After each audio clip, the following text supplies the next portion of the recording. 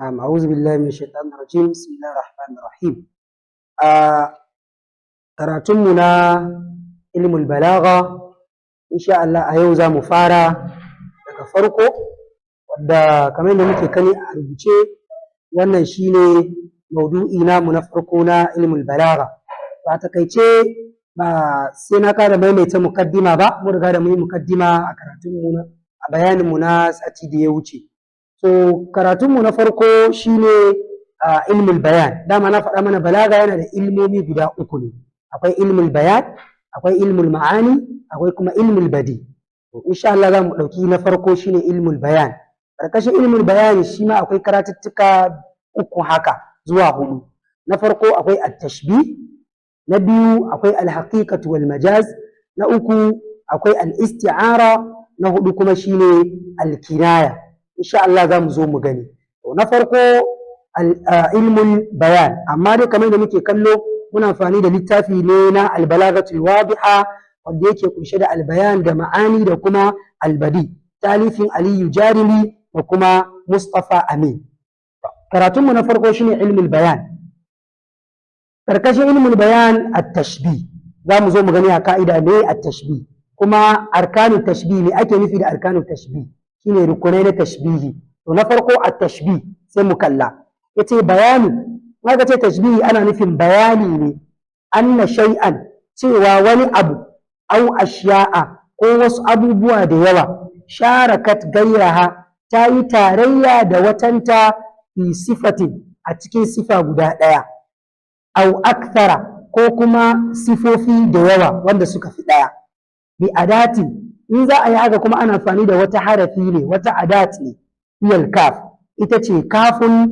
au nahmuha ko kuma makamantanta to a ka'ida anan idan aka ce mana adat zai iya ɗaukan isim zai iya ɗaukan fi'il zai iya ɗaukan harf saboda ita adat nan ba lalai kafin da kuma ka'anna ne kamar yadda mutane ke faɗa ba a yana iya zuwa isim kamar irin su mithlu irin su shibhu irin su kunhu da sauransu kamar sannan yana iya zamantowa fi'il kamar su yushabihu irin yumathilu irin yudari'u irin yudahi'u da sauransu sannan kuma iya zuwa a matsayin harf shine da kafin da kuma ka'anna wanda su ne muka fi saba gani to adat din kuma malfuza za a iya faɗin ta a lafazi ka gani karara a jumla au malhuza za a iya kuma share ta kai ka hararo ta a cikin jumla din kamar yadda idan muka zo kan aksamu tashbih za mu ga inda ake yin haka wannan shine tashbihi to a takaice kafin na ƙara bayani akan arkanun tashbih in aka ce tashbihi shine ka kamanta mutum ko ka kamanta wani abu da wani abu akan sifa bari ba mu misali guda biyu saboda mu fi ganewa misali in ce mutum ya yi kama da zaki wajen ƙarfi ar-rajulu kal asadi ishaja'ati kun ga na sifanta mutum da zaki akan wata sifa shine ƙarfi to wannan shine ake ce mishi tashbihi ka kamanta wani abu da wani abu akan wata sifa ko kuma in ce yaro ya yi kama da mahaifinsa wajen kyauta yaro ya yi kama da mahaifinsa wajen kyauta kun ga na sifanta yaro da mahaifinsa akan wata sifa ita ce kyauta to wannan shi ne ake ce tashbihi za a iya amfani da su da yawa jama'an gari kaza sun yi kama da jama'an gari kaza wajen kaza kaza to sifan zai iya zamantowa ɗaya zai iya zamantowa sama da haka kamar in ce yaro ya yi kama da mahaifinsa wajen kyauta da ilimi da son mutane da adalci to kun ga fi sifatin ko kuma aksara kenan to a duka ana iya yin faɗan haka a cikin tashbihi kamar za mu gani a misali to akwai abin da ake ce mana arkanu tashbih rukunai na tashbihi iya da su na farko al-mushabba wanda kake kamantawa wal mushabbahu bihi wanda kake kamanta shi da shi wa yusammayani tarafai at-tashbih to su biyun nan ana kiransu ɓangarori biyu na tashbihi idan babu su babu tashbihi idan na kira mushabba ba wannan ba tashbihi in na kira wannan ba mushabba babu tashbihi shi yasa ce tarafai at-tashbih na uku kuma adatu tashbih sai adatu tashbih na riga na mana bayanin wannan wa wajhu shaba sai wajhu shaba ma'anar wajhu shaba shine sifan da na ambata na kamanta wannan abin na farko da abin na biyu kenan to wa yajibu idan kuma za a yi tashbih akwai wata ka'ida na musamman yana wajaba an yakuna ya kasance akwa wa azhar sifan da zaka yin nan ya kasance ya fi ƙarfi kuma ya fi bayyana fil mushabbahi bihi a cikin mushabbahu bihi ne minhu ma'ana la ba fil mushabba a cikin mushabba ba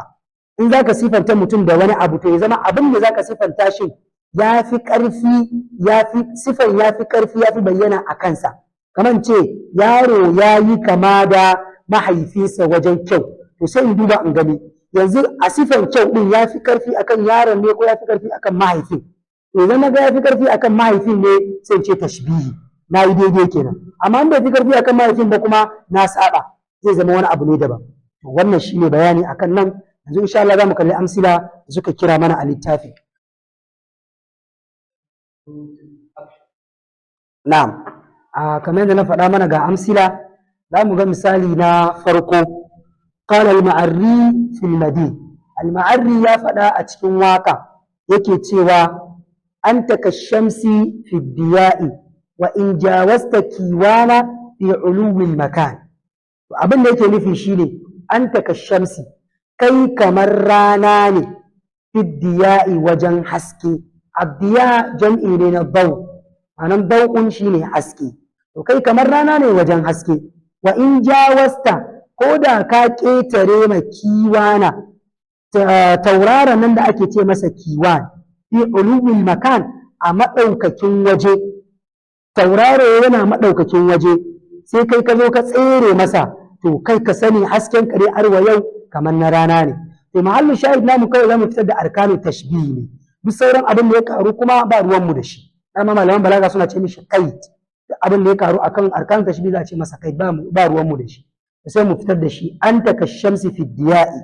kai kamar rana ne wajen haske arkanun tashbih namu ya tsaya ana sai mu gani shay'an sharakat gayyaha fi sifati wani abu yayi kama da wani abu a cikin wani sifa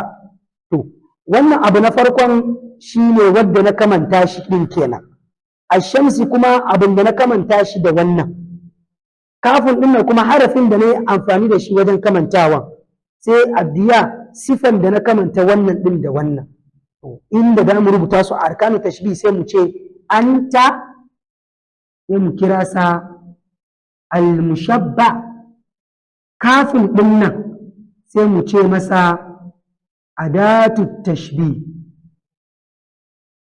adatu tashbih ash-shamsi sai mu ce masa al-mushabbahu bihi sannan fiddiya ɗin nan abdiya hasken nan sai mu ce masa wajhu shaba me haka yake nufi anta mushabba wadda na kamanta ashamsi almushabbahu bihi wadda na kamanta shi da shi kaf adatu tashbih arafin da na yi amfani da shi din fiddiya kuma abdiya haske shine wajhu shaba sifan da na kamanta su din wannan su ne arkanu tashbih na baitin farko saura baiti na biyu